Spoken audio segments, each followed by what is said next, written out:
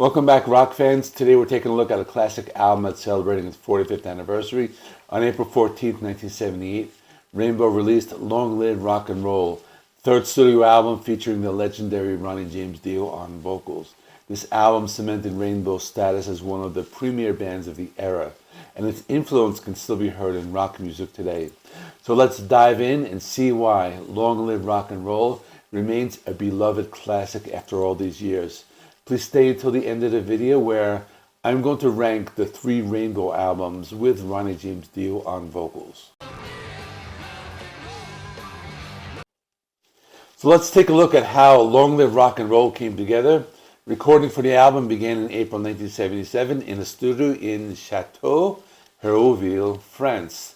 The initial lineup featured Ritchie Blackmore, Ronnie James Dio, and Powell, with former Rainbow member Tony Carey providing keyboards on a session basis, and Mark Clark on bass. However, Clark was soon dismissed. Blackmore took over the bass parts himself. By July of that year, 7 tracks would end up on the album that were in demo form, but recording was then suspended as the band embarked on an extensive tour of Europe throughout the summer and fall. It wasn't until December of 1977 that the band returned to the Château Hérouville studio, this time with Bob Daisley on bass and David Stone on keyboards. Here, they finished recording the album and even added a final track, the epic Gates of Babylon. The song Gates of Babylon is a mesmerizing piece of art that carries an exotic feel through its instrumentals, almost Middle Eastern in nature. The lyrics of the song are equally captivating as they tell the story of a speaker who is revealed to be the devil in the end. The devil, through his seductive charm, lures humans into fulfilling their sinful intentions with wishes and wonder, only to trick them into giving their souls to Babylon. The devil's true nature is hidden behind the imagery of lust and greed as he promises humans a world of desires and satisfaction. The lyrics of the song are carefully crafted to paint a picture of the devil as a seductive figure who lures humans into his trap with ease. The song's melody and rhythm create a mystical atmosphere, drawing the listener in and immersing them in the story. The concept of Babylon is also fascinating in the song. It's also revealed to be a metaphor for a sweet hell. The devil promises humans a life of pleasure and indulgence in Babylon, only for them to realize that they have given their souls to hell. The song's lyrics suggest that Babylon is a trap, a place where humans give in to their darkest desires and ultimately lose themselves in the process.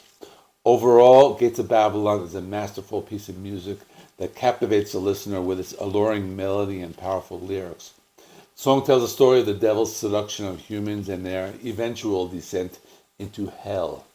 The cautionary tale, the dangers of giving in to our darkest desires, and the consequences that follow. So let's dive into the other songs on the album. Long Live Rock and Roll is the title track and opener of the album. It's a fast-paced rock anthem. It sets the tone for the rest of the album. Dio's vocals soar over Blackmore's heavy riffs and the rhythm section's pounding beat.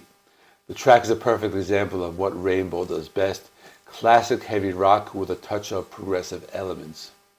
Lady of the Lake is the second track, starts off with a memorable guitar riff, and it goes into another heavy rocker. Dio's vocals again are on point. Blackmore's guitar solo is killer. The song also features fantasy-based lyrics that tell a story. LA Connection is more of a straightforward hard rock number with a catchy chorus and a driving beat. It's not the strongest song on the album, but it's still a fun listen. Kill the King is another standout track. It's a fast-paced rocker with a killer guitar riff and an unforgettable chorus. The song is a fan favorite and has remained a staple in Rainbow's live shows over the years. The Shed is a song that opens with a long or extended guitar solo, takes off about after a minute.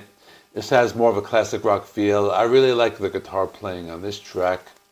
Sensitive to Light is the penultimate track, another solid rocker with a catchy chorus and a killer guitar solo. Dio's vocals are again top-notch, and the band's tight musicianship is on full display.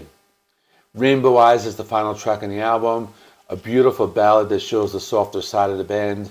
Dio's vocals are haunting and emotional. Blackmore's acoustic guitar playing is simply stunning. Great way to end the album on a high note.